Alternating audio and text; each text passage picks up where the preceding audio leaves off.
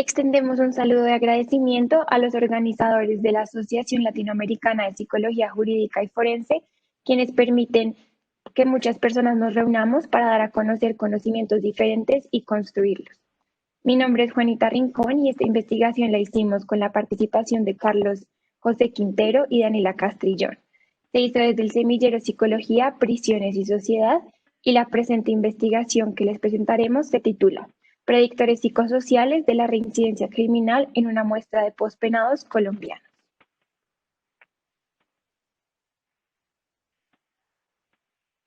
Perfecto. Entonces ahora para comenzar nos gustaría comentarles que esta investigación surge desde la necesidad que tiene la población de internos para programas y atención penitenciaria, que se evidencia es muy precaria y tendría efectos negativos, por lo cual se realiza una revisión empírica para darnos cuenta de los efectos que tiene la prisionalización en las personas, específicamente en Colombia. Aquí hemos visto que hay unas consecuencias no intencionales del proceso de prisionalización, las cuales hablaremos precisamente de lo psicosocial, que nos muestra que ese contexto genera dificultades. Hay una pérdida de intimidad, paranoidismo, agresividad, modificación de estrategias de afrontamiento, entre otras consecuencias que puede afectar el bienestar general de las personas que han estado en prisión. Además, vemos que no solo afecta a la cárcel, no solo la cárcel puede ser el desencadenante de problemas psicosociales, sino que también se presentan algunos factores psicosociales previos al ingreso a prisión. Lo que sucede es que dentro de la prisión no se tratan estas condiciones, lo que puede también generar altos efectos negativos, lo cual tiene una relación con la reincidencia. Cuando hablamos de lo psicosocial, encontramos una relación entre la reincidencia y las características psicosociales, de acuerdo a las evaluaciones en la cárcel, que se encuentran que el componente mental es muy importante. Entonces, nos gustaría saber qué pasa con los que salen y no tuvieron una debida atención dentro de un tratamiento penitenciario adecuado. Este es nuestro interés.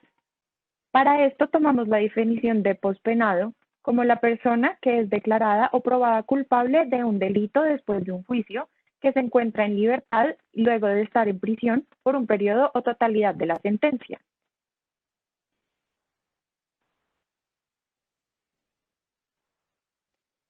Listo. Entonces, encontramos en algunas investigaciones como la de Haney en el 2001 que la adaptación prolongada a las privaciones y frustraciones de la vida dentro de la prisión conlleva un cierto costo psicológico. Implica la incorporación de normas de la vida carcelaria en los hábitos de pensar, sentir y actuar. En diferentes investigaciones confirmamos nuestro interés y nuestra preocupación. Desde una mirada psicojurídica nos interesa no solo el bienestar del interno, sino también también la disminución de la probabilidad de la reincidencia. Las dificultades que se presentan son muy extensas, por ejemplo, dificultades en las interacciones, relaciones sociales muy débiles, depresión, aislamiento o retraimiento social. Todo esto enmarcado en las variables que nosotras hemos tomado como bienestar psicológico, sintomatología psicológica y el estrés percibido.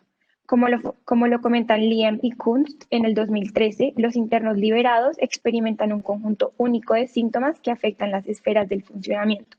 Todo esto estrechamente relacionado con la reincidencia.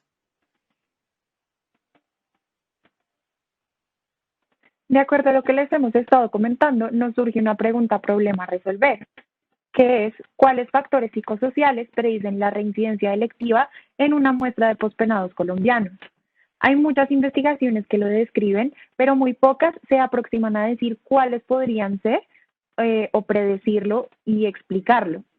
Investigaciones como la de Haney que les estábamos comentando narran qué se encuentra, pero no necesariamente cuentan con ese factor predictivo que es lo que nosotros buscamos.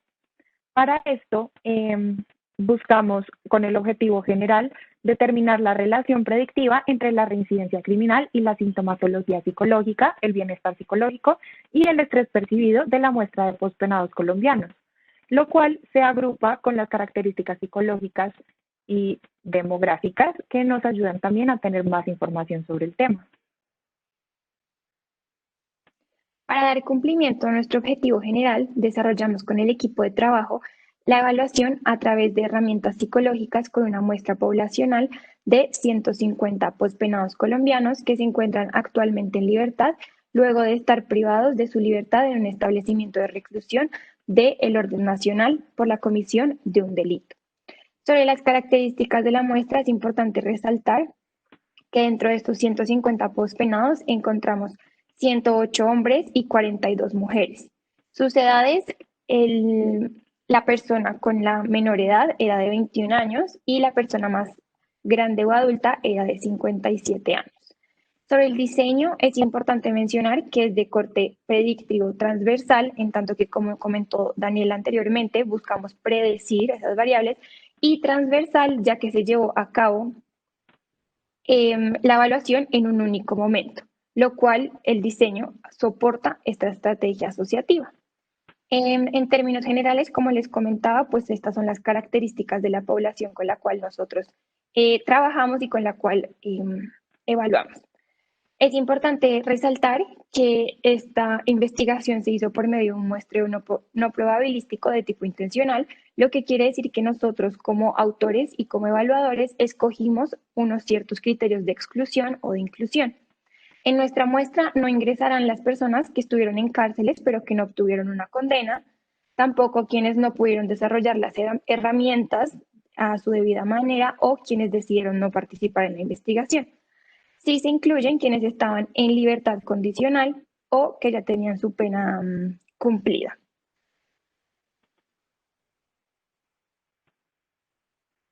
Entonces, con nuestra muestra poblacional y para cumplir el objetivo que nos habíamos propuesto, se usaron estos instrumentos específicos. El primero de ellos es el cuestionario de datos personales, que, como bien lo dice el nombre, busca los datos personales y sociodemográficos de los participantes. Cuenta con 8 ítems y el tipo de respuestas que se establecen son de tipo abierta, dicotómica y de respuesta única entre múltiples opciones. Entonces tiene varias formas de respuesta. Aquí recolectaron datos de tipo nombre, edad, género, estado civil, nivel educativo, el delito, la reincidencia institucional y la reincidencia autoinformada. Frente a estos dos últimos, vale la pena aclarar que hay situaciones en las cuales hay una reincidencia institucional, lo que se refiere que han vuelto a ser condenados por un nuevo delito, ya han vuelto a la prisión, y la reincidencia autoinformada hace referencia a esos momentos en los que ellos reportan verbalmente haber reincidido en los delitos, mas no contaron con ningún tipo de pena o acusación legal formal. Adicionalmente, contamos con el cuestionario de 90 síntomas revisado, el SCL-90R, cuyo constructo a evaluar es el de la sintomatología psicológica. Cuenta con 90 ítems o reactivos, como lo dice en la tabla, y es un tipo de respuesta tipo Likert de 0 a 4, que mide la ausencia o la presencia total de los síntomas que son mencionados. Aquí se evalúan algunas dimensiones, 9 para ser precisos, que son la somatización, la obsesión-compulsión, la sensitividad interpersonal, la depresión, ansiedad, hostilidad, ansiedad fóbica, ideación paranoide, psicoticismo y los índices generales de GSI, PSDI y PST. El tercer instrumento utilizado fue la escala de bienestar psicológico de Riff, que como bien lo dice el nombre, mide el bienestar psicológico. Cuenta con 39 ítems y es un tipo de respuesta Likert de 1 a 6, estando en la escala de totalmente de acuerdo a totalmente en desacuerdo. Las dimensiones a evaluar fueron la autoaceptación, las relaciones positivas, la autonomía, el dominio del entorno, el crecimiento personal y el propósito en la vida, adicional una puntuación total. Finalmente, tomamos la escala de estrés percibido o el PSS-10, cuyo constructo a evaluar es el estrés percibido. Aquí se cuenta con 10 reactivos y tiene un tipo de respuesta Likert de 0 a 4 que mide de nunca a muy a menudo. Las dimensiones evaluadas fueron el estrés percibido y la falta de control percibido, adicionalmente una puntuación total. Listo. En el procedimiento, entonces, ¿cómo adelantamos nosotros esta investigación? En una primera etapa, recurrimos a la recolección de la muestra poblacional por medio, como les comentaba anteriormente, del muestreo no probabilístico intencional que hicimos anteriormente, donde elegimos los criterios de exclusión e inclusión de la muestra poblacional. En una segunda etapa, contactamos claramente a los participantes de ella para realizar una descripción del proyecto a ellos, quienes aceptaron o no de acuerdo a las implicaciones, a las consideraciones éticas que nosotros les comentábamos, todo esto materializándose en un consentimiento informado. En una tercera etapa, implementamos la metodología para la recolección de datos con todas aquellas herramientas que ya Daniela mencionó anteriormente. Y por último, en la cuarta etapa, realizamos el análisis de los datos y la construcción de los informes. Como resultado se da esta presentación. Para esta última etapa, el análisis de datos, fue el cómo estudiamos esos datos que hemos recolectado a través de los instrumentos que también ya les han sido mencionados. Tuvimos un análisis de datos estadísticos, descriptivos y de frecuencias frente a los datos sociodemográficos, personales y delictivos. Adicionalmente, tuvimos un análisis correlacionales bivariadas, que se mide con el coeficiente de Pearson, sobre las variables psicosociales y por último, lo medimos también con las regresiones logísticas, las variables psicosociales y las de reincidencia criminal, las cuales nos permiten ver si existían relaciones y si surge algo predictivo. Esta es la parte más importante para nosotros, ya que establece ese diferenciador de investigaciones pasadas. En cuanto a las consideraciones éticas que se tuvieron a lo largo de esta investigación, como comentaba anteriormente en el procedimiento, se les aclaró, discutió y socializó con los participantes las diversas acciones que se iban a llevar a cabo en esta investigación, comentándoles también los riesgos e implicaciones para que por su decisión autónoma nos dieran su consentimiento libre. En este consentimiento libre e informado, garantizamos la protección de la privacidad y confidencialidad de sus datos, específicamente los nombres, ya que varias veces fue reiterativo ese deseo de no conocerse el nombre. Aseguramos también y mantuvimos niveles altos de competencia, nosotros como psicólogos, en capacidad de uso de las herramientas e instrumentos psicológicos. Les dimos a conocer y les dimos la oportunidad de conocer los resultados obtenidos durante la realización de la investigación, ya fuera solicitado o por medio de alguna manera para compartírselos. Perfecto. Ahora entrando al tema de los resultados, podemos ver en esta tabla los resultados estadísticos, descriptivos y de frecuencia frente a los datos personales y delictivos. Como podemos ver en la tabla, hay una frecuencia en cuanto al género masculino que representa el 72% de los participantes. En cuanto al estado civil, vemos que mayoritariamente reportan ser solteros con un 72.7%. Y frente al nivel educativo vemos que mayoritariamente cuentan con una básica secundaria, lo cual representa un 39.3% de la muestra poblacional. Sin embargo, también hay un alto número de bachilleres de 30.7% y de preescolar con el 12%. En cuanto a los resultados estadísticos descriptivos en frecuencia sobre los datos personales y delictivos, encontramos entonces que en la categoría de delito, el delito más recurrente es el hurto, con un 52%, es decir, más de la mitad de la población estudiada recurre a este delito, el cual también es un delito común y predominante en nuestra sociedad colombiana de delincuencia común, pues. Sí, seguido por fabricación, porte y tráfico de estupefacientes y por último tráfico, fabricación y porte de armas. En cuanto a la residencia, encontramos que hay un mayor porcentaje en cuanto a la frecuencia en la residencia autoinformada, como comentaba Daniela, aquella residencia que los mismos pospenados verbalmente nos comunican, la cual tiene un porcentaje del 52.7%, y la residencia institucional la encontramos mucho más baja, con un 26%. Esto surge como un indicador importante para nosotros también como investigadores en el hecho de que la reincidencia autoinformada sea superior a la reincidencia institucional, nos permite ver que quizás, o nos abre la pregunta de que quizás hay delitos que no se judicializan o no se conocen en el sistema penal colombiano. Ahora bien, y como les veníamos comentando, vienen los estadísticos descriptivos, las características psicológicas, que son los datos de mayor interés para nosotros, ya que nos interesa es la relación predictiva entre estas variables y la reincidencia de las personas pospenadas. De acuerdo a las tablas, podemos ver que en el SSL 90R las mayores puntuaciones fueron la de depresión y la del puntaje total. En la escala de bienestar psicológico de RIF, vemos que las mayores puntuaciones dieron en autonomía y en crecimiento personal, y la menor puntuación fue la de relaciones positivas, lo cual es bastante interesante a la hora de analizar los datos. Por último, podemos ver la escala de estrés percibido, o el PSS-10, en donde vemos que es un número mayor en cuanto al estrés percibido en comparación a la falta de control percibido.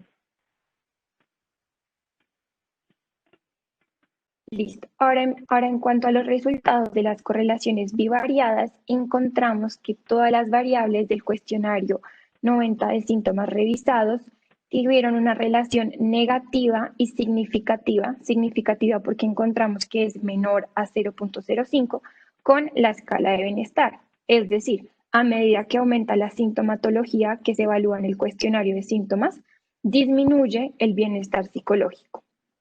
En cuanto a la relación entre el cuestionario 90 síntomas revisados y la escala de estrés percibido, encontramos también una correlación positiva significativa, es decir, que a medida que aumenta la sintomatología, aumenta el nivel de estrés percibido. Y por último, en cuanto a la escala de bienestar psicológico en relación o correlación con la escala de estrés percibido, encontramos una correlación negativa, es decir, a mayores niveles de bienestar psicológico en la escala de RIF, encontramos,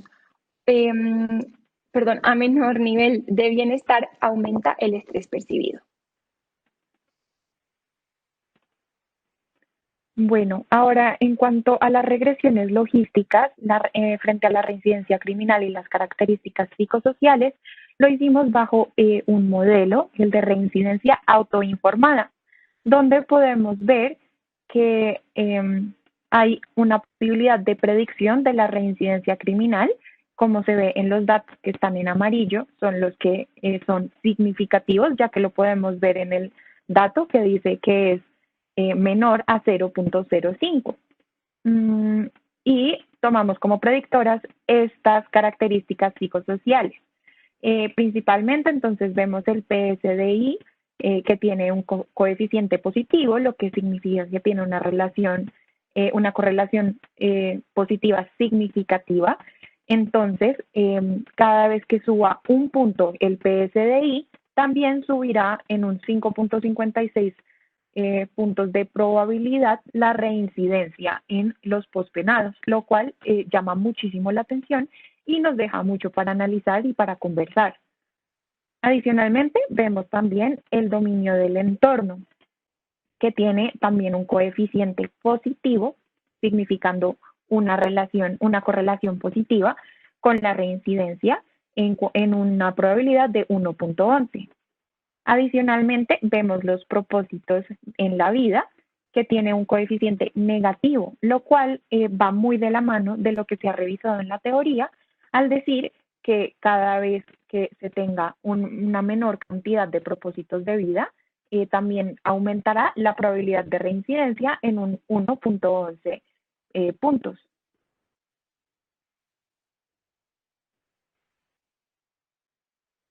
Perfecto.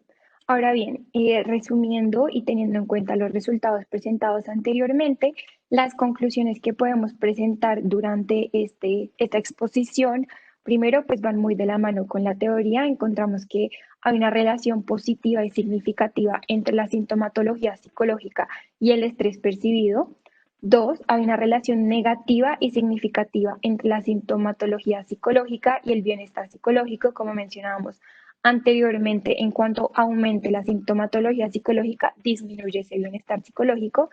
Tres, hay una relación negativa y significativa entre el estrés percibido y el bienestar psicológico.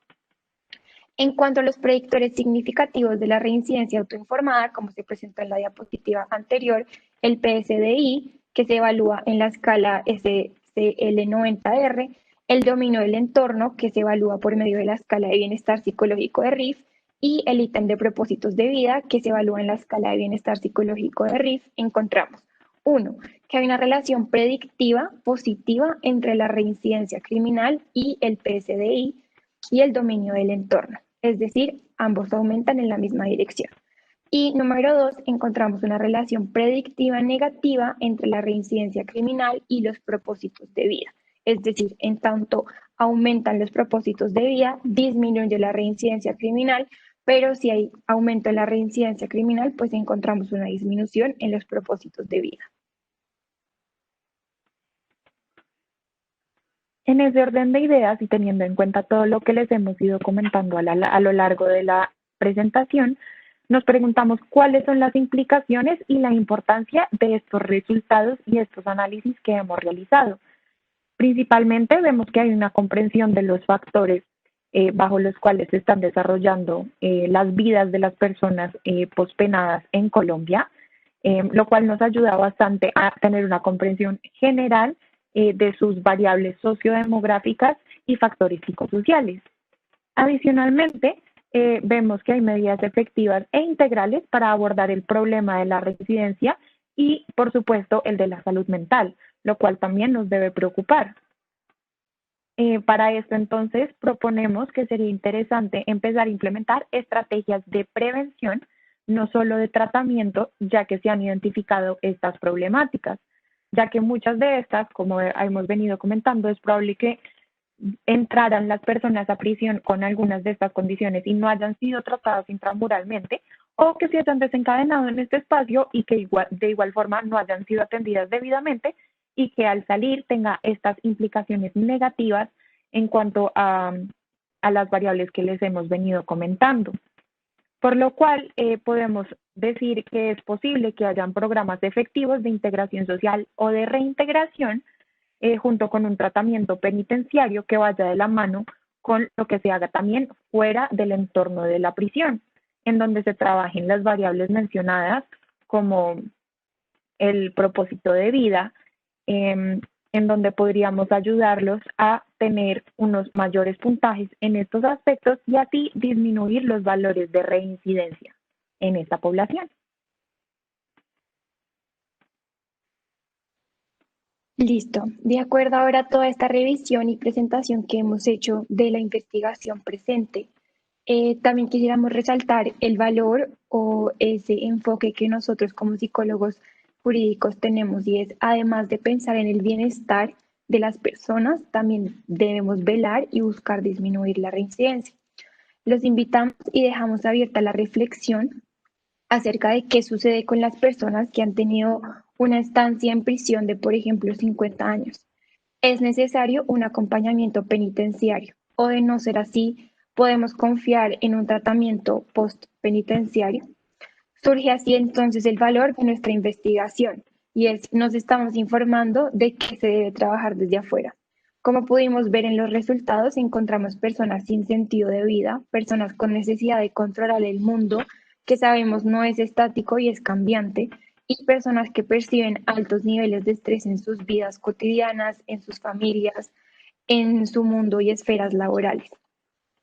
Encontramos también personas que cuando salen de la cárcel se encuentran frente a limitaciones, a estigmas, etiquetas, creencias sociales que se han construido y también a esa sensación personal de la no atención dentro de las prisiones.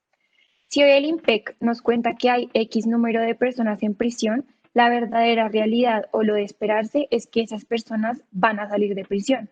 Así que, ¿qué estamos haciendo como sociedad para velar por la reinserción y la reintegración de estas personas? Finalmente, nos gustaría agradecerles de nuevo por la creación de estos espacios, espacios en los que nosotros nos podemos cuestionar y sobre una población que representa un tan alto porcentaje en nuestras comunidades, no solo en Colombia, sino también en Latinoamérica. Estos espacios son muy valiosos porque son en estos lugares en los que surgen este tipo de iniciativas, este tipo de análisis y de resultados que nos ayudan a generar nuevas intervenciones y nuevas formas de pensar y de ver nuestra realidad como latinoamericanos, pensando en cómo podemos ayudar a estas otras personas que tanto necesitan ese apoyo, no solamente como ya una vez han cometido el delito, sino desde antes de que lo hagan y así mejorar la calidad de vida de ellos y de sus familias. Les agradecemos nuevamente por escucharnos, por su atención y como lo estaba diciendo Juanita, los invitamos a reflexionar y a seguir pensando en el tema para ver qué nuevas cosas se nos pueden ocurrir como comunidad para afrontar esta problemática que hoy vivimos.